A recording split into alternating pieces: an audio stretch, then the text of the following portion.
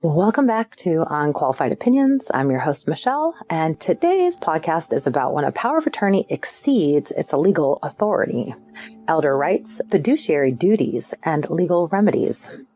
A power of attorney, which I think just about everybody has heard of, is one of the most common and yet the most misunderstood legal tools in estate planning and elder law. When it's properly used, it allows trusted individuals to assist with financial, legal, and healthcare decisions. When it's misused, it can lead to serious legal disputes, civil liability, and the erosion of an elder's rights. In today's episode, we're going to clarify what a power of attorney legally authorizes, where its limits are, and what remedies are available when a POA holder exceeds their authority. This discussion is informational and general in nature, but the issues it raises are central to many trust, estate, and elder law disputes. A power of attorney, often called a POA, is a legal instrument that authorizes one person, known as the agent, to act on behalf of another adult, known as the principal.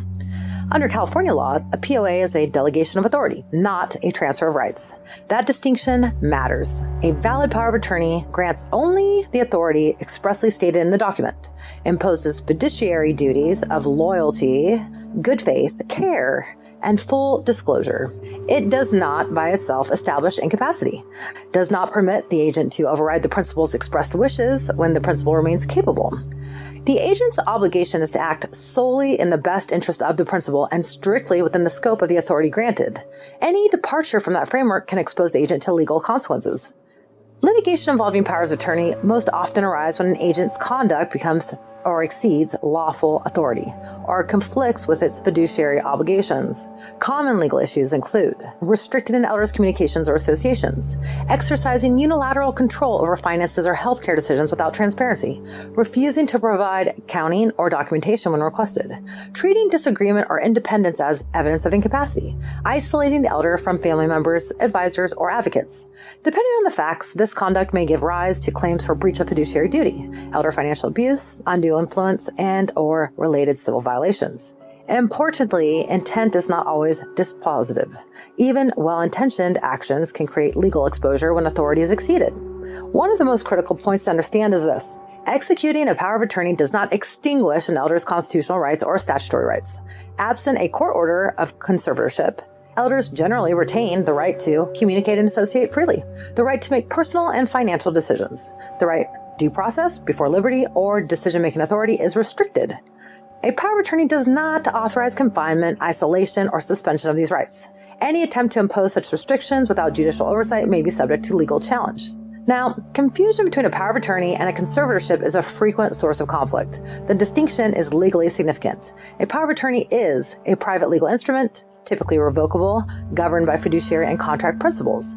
A conservatorship, by contrast, is a court-supervised proceeding based on formal findings of incapacity and necessity, subject to ongoing reporting and judicial review. When an agent begins exercising conservatorship-level control without court authorization, courts may intervene to limit or revoke the power of attorney and impose appropriate safeguards.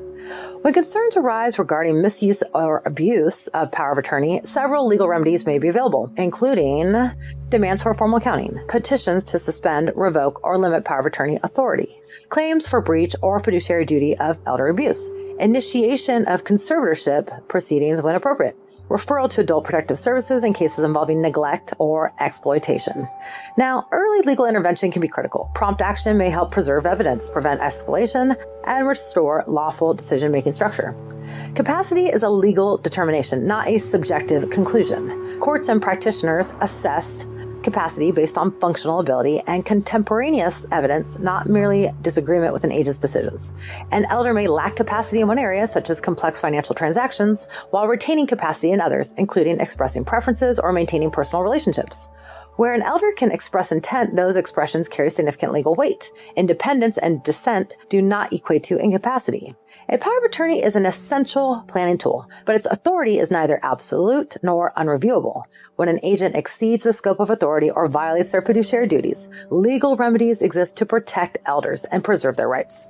Understanding the limits of a power of attorney authority and the continued vitality of the Constitution and statutory protections is essential for principals, agents, and families alike. When disputes arise, experienced legal counsel can provide guidance, assess